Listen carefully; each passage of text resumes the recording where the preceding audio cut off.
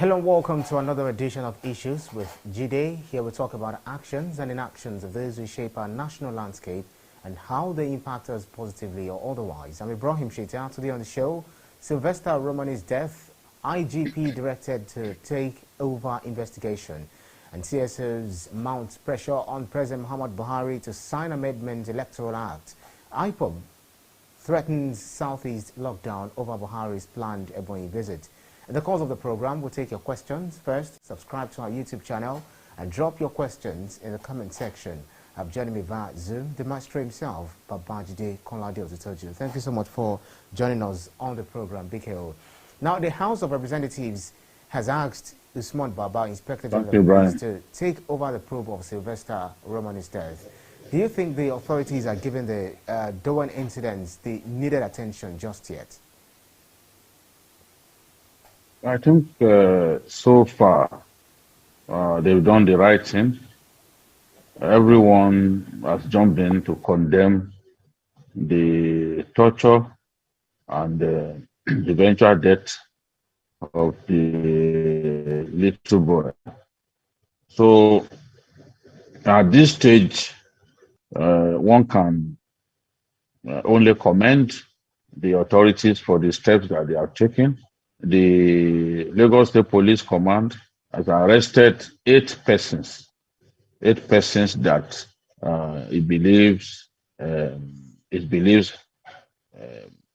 have one or two things to do with the torture and eventual death of Sylvester. 5 of them students and 3 of them staff of the institution. The president has come out to condemn it. President Buhari didn't imagine that this was a small matter. He's come out to condemn it and promised that action will be taken to ensure that culprits do not escape justice.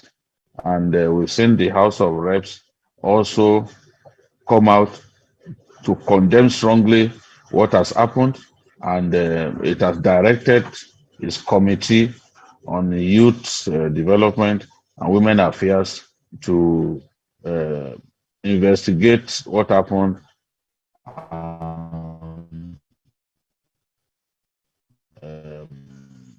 recommend forward. It has also directed the Inspector General of Police to take over the matter.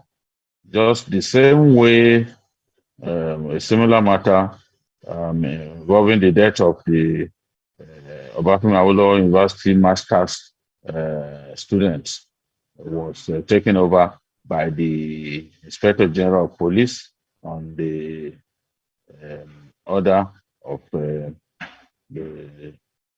National Assembly. So far, I have no reason to believe that we are not on the right path on this matter, but that is not a guarantee that justice will be done.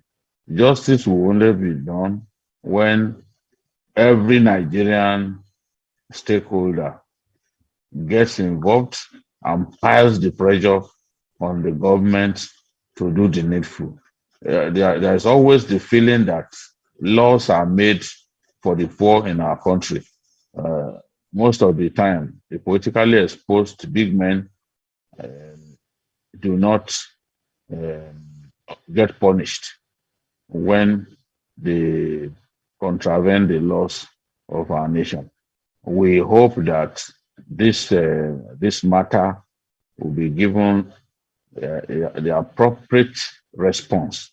The appropriate action required will be taken on this matter so that we can be able to say that in the nearest future, this sort of thing won't happen again. I'm happy that the House of Reps has directed its committee on youth development and women affairs to work out modalities to ensure that boarding houses in secondary schools are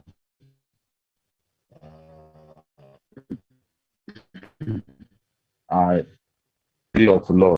This sort of bullying that led to Sylvester's death will not happen again. I mean, something like rules of engagement or laws governing boarding students so that they know how best to behave so that uh, we can be sure that bullying in our schools, even cultism, will no longer happen in our boarding houses, Let me the even boarding intervene houses here. of our secondary It, schools. what you're saying now is very similar to the line of thought that I want us to go. This ill-humane treatment among students in boarding school is said to have been in existence for a long time with concerned authorities doing next to nothing to address them. So should we now begin to assume that proper guidelines for the operation of boarding schools in Nigeria will emerge soon afterwards? Yes. Uh, and when I say yes, I expect that lip service will not be paid to effective running of boarding houses, boarding schools. We've had the school authority say that they have zero tolerance for bullying, that they have an effective um, body of regulations against bullying in the school. But if you had all of that, then how did this happen? And how come the response of the school, even in the aftermath of Sylvester's torture, was so shameful? Because the school clearly didn't handle the matter the right way. All they were interested in was to ensure that this matter gets shushed up.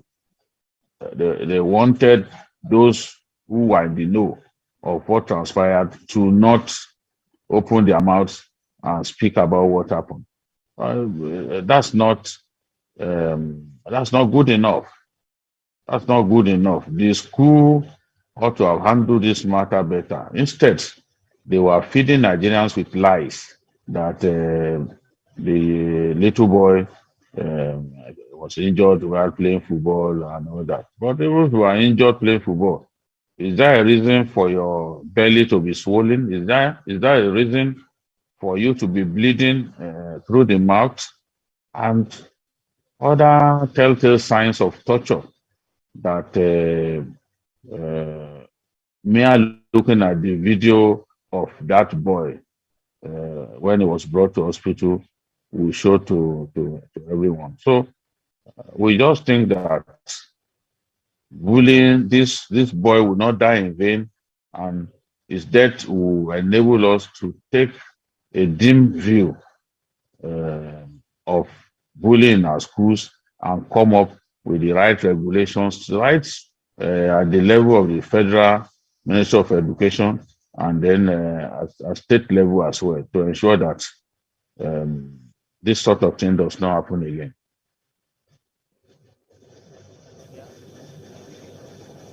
So let's change tack by talking about the Electoral Act Amendment Bill.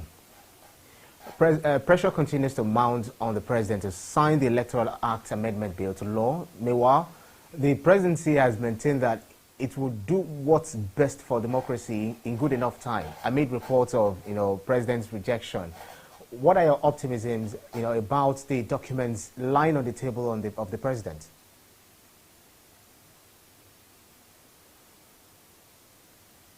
Well, it's a bit difficult to guess the action that the president.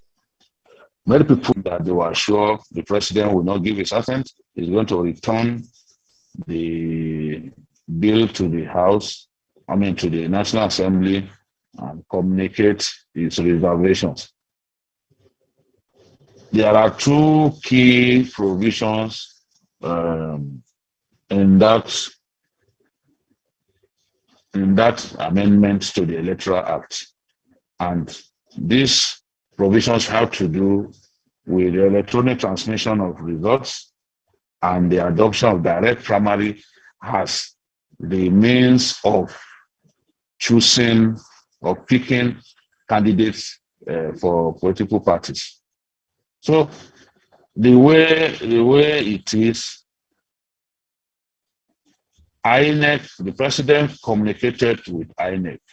The president wanted to get the opinion of INEC on this matter. And I'm happy that INEC is said to have communicated to the president that it would want the Electoral Act to stay just the way it's been amended. Now, the issue of who funds the direct primary, the issue of the direct primary capable of causing INEC to spend an extra 500 billion on the to monitor direct primaries across the political parties has already been discountenanced by the INEC chairman, who said it is the duty of the political parties to conduct their primaries and spend money to make sure that the exercise is successful. INEC's duty is simply to observe, not even to supervise, just to observe. So all the talk about direct primary being very costly, or being such a huge logistical challenge to INEC has already been taken care of. INEC will use the youth corps members to do to monitor the direct primaries in the parties. So hopefully that won't cost INEC an arm and a leg. If the president eventually does not give his assent, then his reason has to be properly communicated. We do not want to see what happened in 2018 when on 3 different occasions the president rejected the amendment to the Electoral Act, prompting us to use the 2015 electoral law to conduct the 2019 election. The president first rejected it in March 2018. He rejected it again in September 2018, for the second time. And then in December 2018, he rejected it for the 3rd time.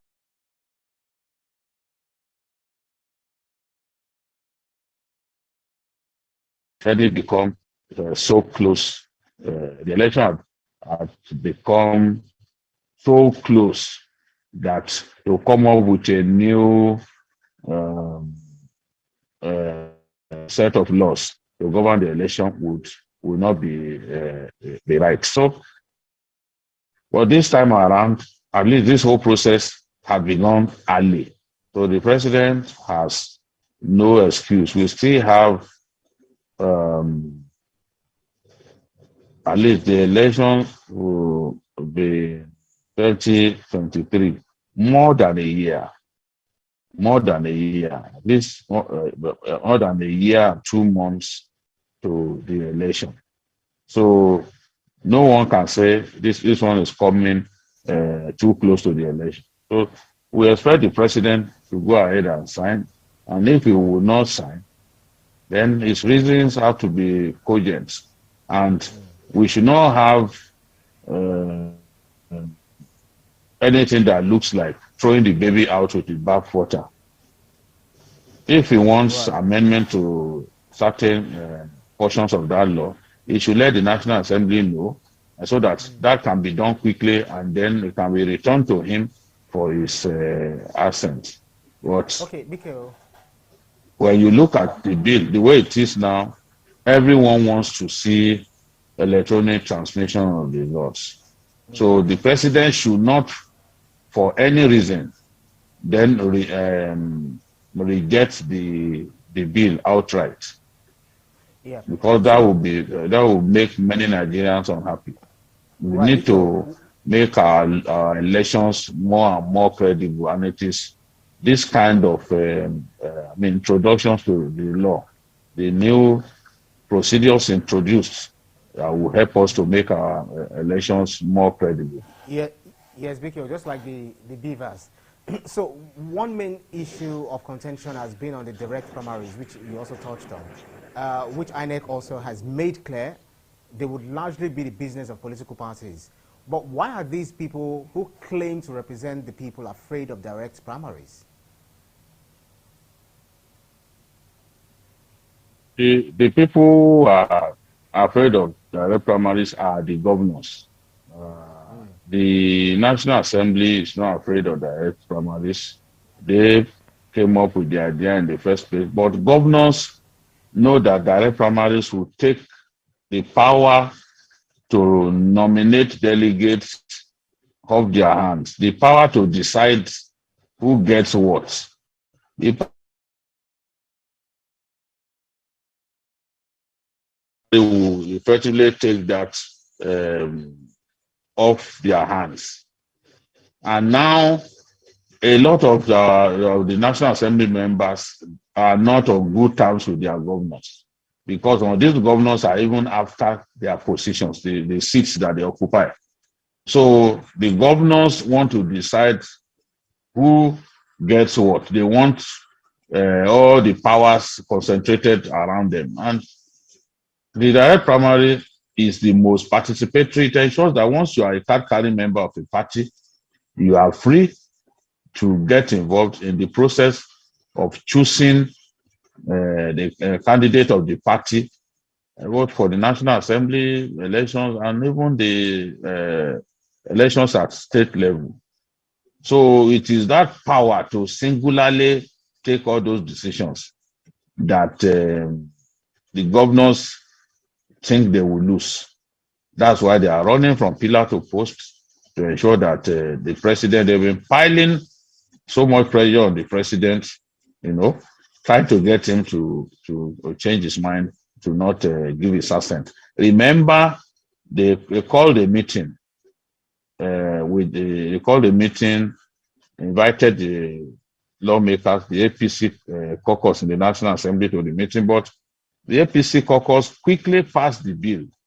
They got that bill passed before going to the meeting, so that they won't be pressured to drop the idea. So they lit a match on the governors by quickly getting the bill passed before attending the meeting. So the governors are angry now. They want that power to choose delegates to be retained by them. And that's why we have this problem. Don't forget, even during the World Congresses of the APC, a lot of the federal lawmakers could not vote in their states because the governors completely hijacked the process.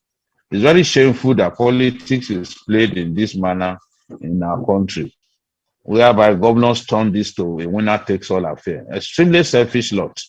And now the federal lawmakers believe that their political futures are in jeopardy if we do not have direct primary, which puts power in the hands of every card-carrying member of the party, as against indirect primaries, where a governor will just sit down and singularly nominate people who will go, delegates who will go vote at the various levels of party primaries. Yeah. So IPOB said, okay, we are changing the topic because we're already having questions from the first topic and the second topic. So many questions there. But let's quickly rush these, cram this in.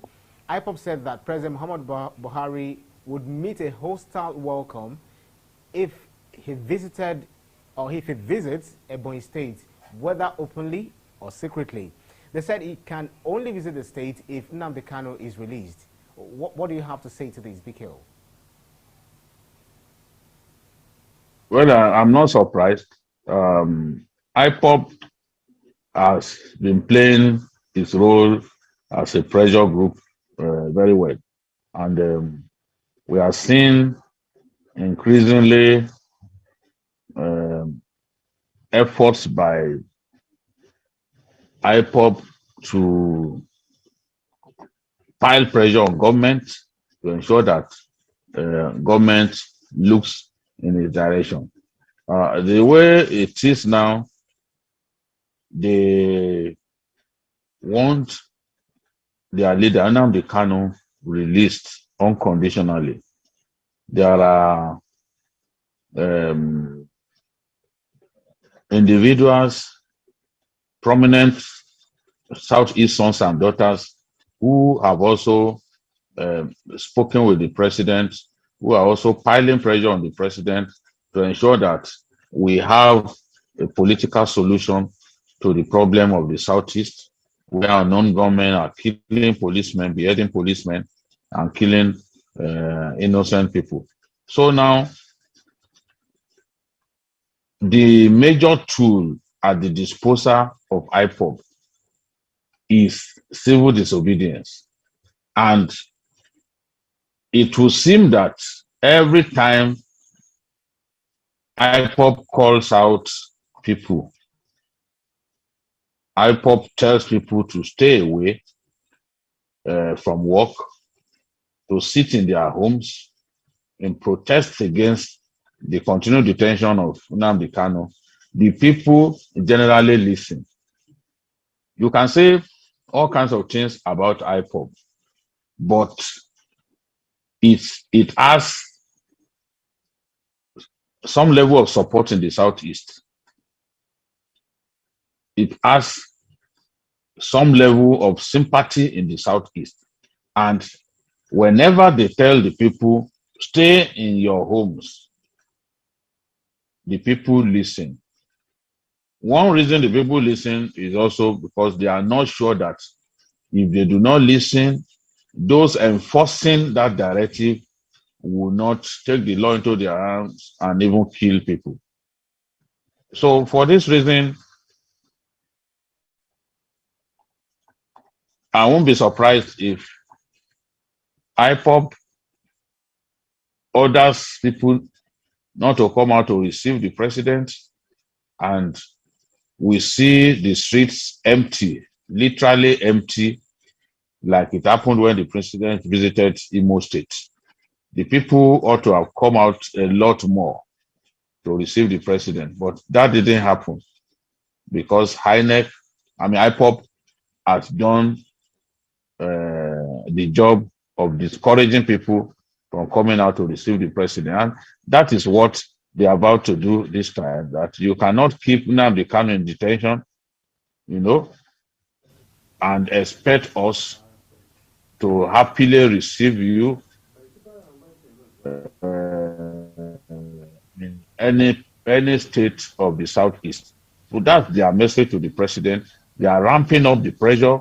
They are trying to get the president and his minders to look in the direction of possible political solution to this Nnamdi Kanu, to consider the request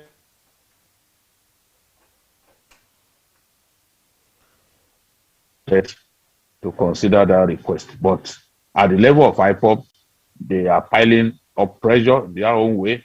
They are mobilizing their people to ensure that the president doesn't get a warm reception in Ebonyi when he comes visiting. All right, BKO, that makes sense. So let's quickly go to our YouTube page where we have questions awaiting your response. Fabian Akeze says, if the federal government had invested heavily in education over the years, there would be no need to grant frivolous approvals to private school owners who majorly seek profit over educating children. What would you have to say to this? Oh, it's absolutely right. Absolutely right. We allowed things to degenerate in public schools. Our funding of public schools declined drastically. We watched infrastructure decay happen at public schools. If you go to some of the public schools, you will shed tears. I visited one of my former schools some months back. It was simply unrecognizable, and I was really sad. It troubled me that the school was left to decay up to that level, and it's just unfortunate. If we had concentrated so much effort on developing the public schools, we won't have as many private schools as we have today. Everyone tends to think that, look, the way that the public schools are not the place to send their children. Even poor people do their best, raise a little money, and send their children to private schools. No one wants to send his children to public schools anymore because of the way we let those schools degenerate. And we are not monitoring even the private schools. We are not monitoring them well. Yeah, correct. A lot of things are happening. Ask this next question, Bikeo. This person wants to find out. It says, Stanley Maduka, he says, Babajide, don't you think that the Lagos state government should be sued by parents of Sylvester because they lack supervision and they are negligent? That's his own position. I think rather than do that, is the school authorities that government should descend upon. Many people have suggested that the license of the school should be withdrawn. I do not think that it's a bad idea, even if it's for some time. It's got to be withdrawn to teach the school a valuable lesson, because they clearly didn't handle this matter well. They didn't handle this matter well at all. If you had schoolmasters, housemasters in the school, how come they did not know that this was happening? And we've read reports that a report was even lodged, yet there was no action taken. So this is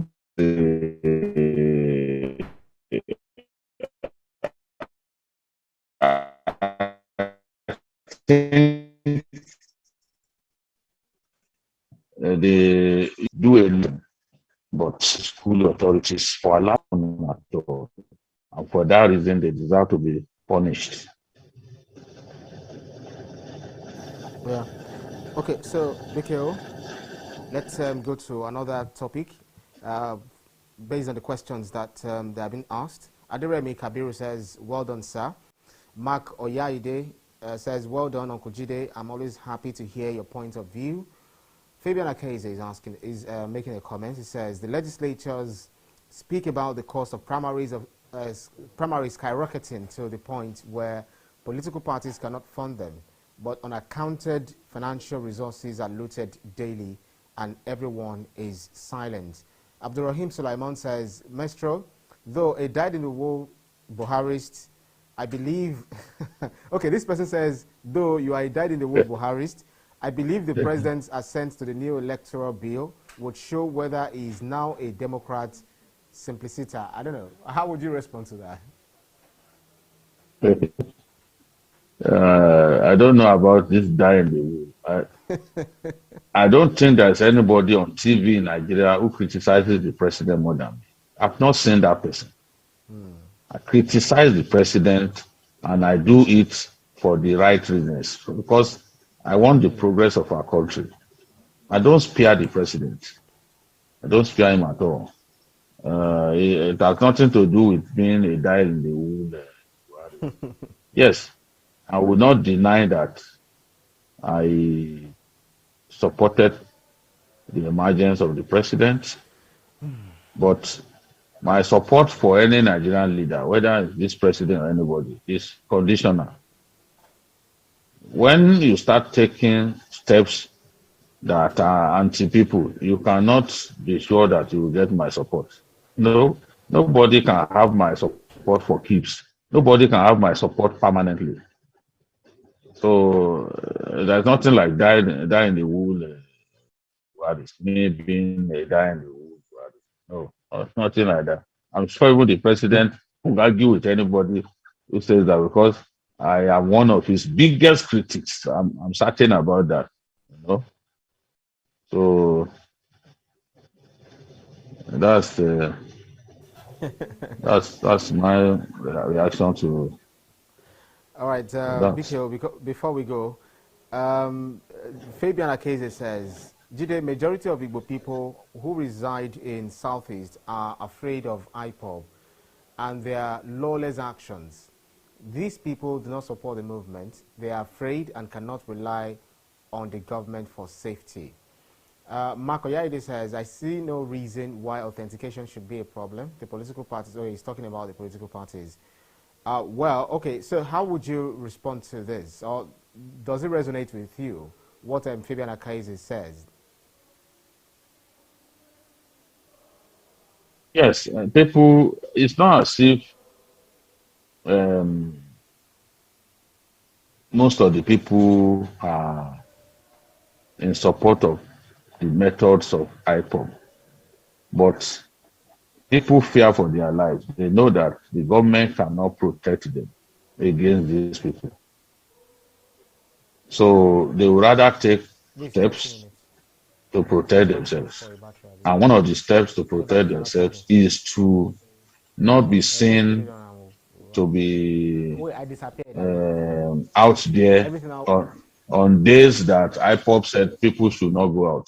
Because if you want to go out, then you have to be sure that there is security, for you. But no one is sure of that. So it's better to not take that risk because the enforcers of the IPOB directive won't mind even killing people. So that's one reason a lot of people would rather sit in their homes as IPOB has directed. Not that they can't go against IPOB. They think that it's too much of a risk to go against the directive of IPOB. All right, BKO, Fabian Akeze is also saying, you can see how brazen IPOB has become, threatening the president openly, and the federal government do not want to go after their sponsors. Did you get that? Well, I don't know. If they have evidence, I'm sure they will go after their sponsors. But your evidence has to be rock solid before you can accuse someone of sponsoring a terrorist group. So I'm sure that they have very strong evidence. They will go after them. All right, BKO, before we call it a wrap, let me quickly put this in. True Niger says Singapore, with a population of 5 million, has 45,000 military size. This is the same for many nations. Why are black African countries that need more security so on demand? Let me also add to what he said. True Niger also saying, why have we not recruited more security officials compared to most more developed economies? Anything we do will fail without a stronger security posture. Ethiopia should be a cautionary tale. I think we should be wrapping on that. Yeah, I agree. For many years, we didn't think that it made sense to recruit into the army. Now we are paying the price. We are really paying the price now. The then military president, Babajide said, you don't need a large army in peacetime. He reduced the size of the Nigerian army drastically, reduced the size of the Air Force, and even cannibalize their weapons. Today, we have all kinds of security challenges and we don't have enough troops to defend our country. So we need to consistently recruit into the armed forces for years. Otherwise, we won't be able to deal with these security challenges because we just don't have enough security, enough men and women in the armed forces. And the security are huge. So we've got to recruit to the Air Force and the Navy.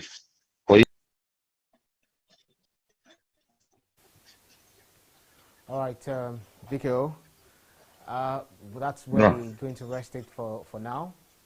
We'll say thank you so much. That's our show for today's edition of Issues with Jide. Special thanks to you, BKO, for those insightful analyses, as always. Thank you. thank you. And thank you too for watching, our audience, for joining us on every edition. We really say thank you. Remember to subscribe to our YouTube channel, TVC News. Click on the subscribe button to get the latest information. I'm Ibrahim Shita. See you again next edition. Bye for now.